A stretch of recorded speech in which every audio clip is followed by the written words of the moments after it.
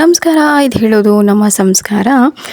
ವಾರಾಣಸಿಯಲ್ಲಿ ಹಲವಾರು ದೇವಾಲಯಗಳಿದ್ದು ಒಂದೊಂದು ಕೂಡ ಪವಾಡದಿಂದ ಕೂಡಿರುವಂಥವುಗಳಾಗಿವೆ. ಅಂಥದ್ದೇ ಒಂದು ಸ್ಪೆಷಲ್ ದೇವಾಲಯನ ನಾನಿವತ್ತು ನಿಮ್ಮ ಮುಂದೆ ಪ್ರಸ್ತುತಪಡಿಸ್ತಾ ಇದ್ದೀನಿ. ನಿನ್ನೆ ಆಲ್ರೆಡಿ ಹೇಳಿದ್ದ ಹಾಗೆ ಇದನ್ನು ಚಂದ್ರಕೂಪ ಸಿದ್ದೇಶ್ವರಿ ದೇವಸ್ಥಾನ ಅಥವಾ ಚಂದ್ರಕೂಪ್ ಅಂತ ಕೂಡ ಕರೀತಾರೆ. ಇದು ಕಾಶಿಯ ಒಂದು ಸಣ್ಣ ಗಲ್ಲಿಯಲ್ಲಿ ಇದ್ದು ಇಲ್ಲಿರುವ ಬಾವಿಯಲ್ಲಿ ಒಂದು ಪವಾಡ ಇದೆ.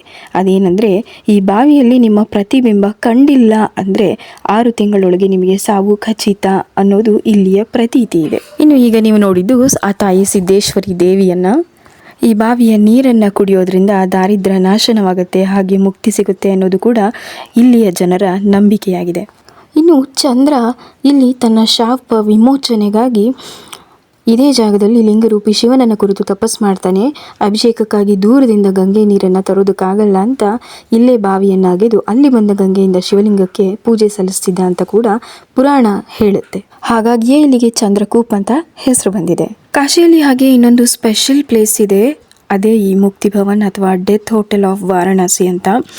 ಈ ಕಾಶಿಯ ಮುಕ್ತಿ ಭವನ ಸಾವಿನಿಂದ ಮುಕ್ತಿ ಪಡೆಯಲು ಬಯಸೋರು ಎಲ್ಲರಿಗೂ ಇದು ಗೆಸ್ಟ್ ಹೌಸ್ ಥರ ಇರುತ್ತೆ.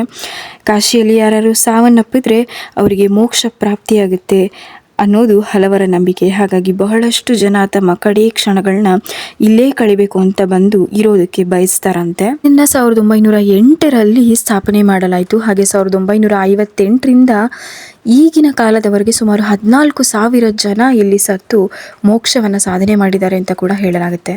ಇಲ್ಲಿ ಒಟ್ಟು 10ರಿಂದ 12 ರೂಮ್ಗಳಿದ್ದು ಇಲ್ಲಿ ಇರೋದಕ್ಕೆ 15 ದಿನಗಳ ಕಾಲಾವಕಾಶ ಮಾತ್ರ ಇರುತ್ತೆ. ಆ ಅವಧಿಯಲ್ಲಿ ಇನ್ ಕೇಸ್ ಅವ್ರು ಸಾಯಲಿಲ್ಲ ಅಂದರೆ ಬೇರೆಯವ್ರಿಗೆ ಅವ್ರ ಕೊಠಡಿನ ಬಿಟ್ಕೊಡ್ಬೇಕಾಗತ್ತೆ. ಇನ್ನು ದಿನಕ್ಕೆ 20 ರೂಪಾಯಿಗಳನ್ನ ಎಲೆಕ್ಟ್ರಿಸಿಟಿ ಬಿಲ್ ಅಂತ ಮಾತ್ರ ಇಲ್ಲಿರೋರು ಪೇ ಮಾಡಬೇಕಾಗತ್ತೆ. ಆಧ್ಯಾತ್ಮಿಕ ವಾತಾವರಣನ ಇಲ್ಲಿಟ್ಟಿರೋದಲ್ಲದೆ ಪ್ರತಿದಿನ ಮಂತ್ರ ಪಠಣಿಗೆ ಕೂಡ ಅವಕಾಶ ಇರುತ್ತೆ. ಇನ್ನು ಪ್ರವಾಸಿಗರಿಗೆ ಕೂಡ ಇಲ್ಲಿ ಪ್ರವೇಶವಿರುತ್ತೆ. ಅಲ್ಲಿರುವ ವ್ಯಕ್ತಿಗಳ ಕೊನೆಗಾಲದ ಕೊನೆ ಕ್ಷಣಗಳನ್ನ ಅವರ ಜೀವನವನ್ನು ಅರಿಯಲು ಒಂದು ಅವಕಾಶನ ವಿಸಿಟರ್ಸ್ಗೆ ಕೂಡ ಮಾಡಿಕೊಡ್ತಾರೆ. ಇಲ್ಲಿ ಇದೊಂದೇ ಅಲ್ಲದೆ ಮುಮುಕ್ಷು ಭವನ್ ಅಂತ ಹಸಿಘಾಟ್ ಹತ್ರ ಕೂಡ ಇದೇ ಥರದ್ದು ಒಂದು ಡೆತ್ ಹೋಟೆಲ್ ಇದೆ.